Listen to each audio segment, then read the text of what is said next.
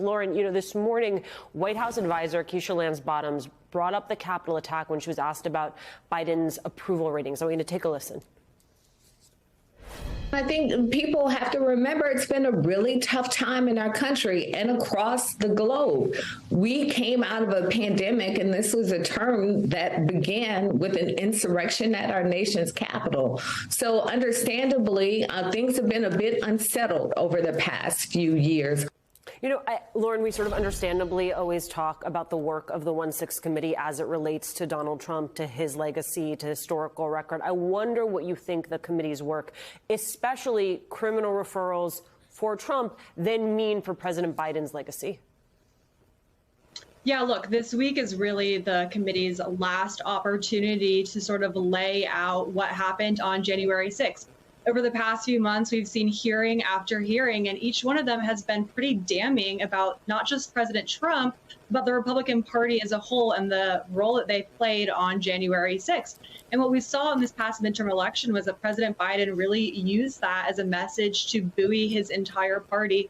I think going into midterms, it was a little unclear just how much democracy and issues related to democracy would actually mean to voters, how much it would actually motivate people to show up to the polls. But the results speak for themselves. It was a stronger than for Democrats. And I think that you're really going to see the party and President Biden use whatever we hear from the committee this coming week, whatever this final report says, to sort of start building their 2024 message.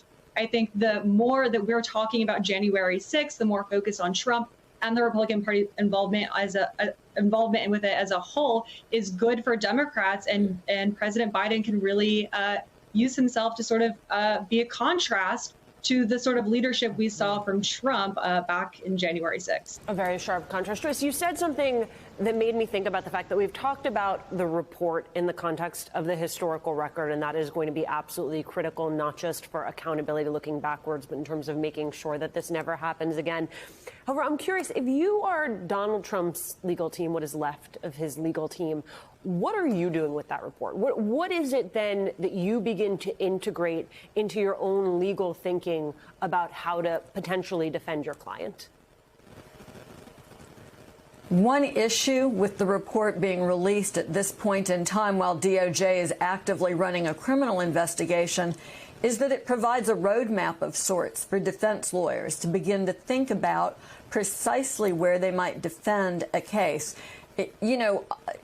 The prosecution has to get everything across the finish line. They've got to prove every element of every crime that they charge and convince a unanimous jury of it beyond a reasonable doubt. So all that a defendant has to do is convince one juror that they're uncertain or that they believe the government hasn't met its burden of proof. Having this tremendous roadmap of all of the evidence, including interviews with witnesses, will allow the defense team to begin to look at the evidence, think about where they might be able to convince a jury, not that the former president is innocent, but that there's not proof beyond a reasonable doubt to get the government over that very high finish line they have to achieve.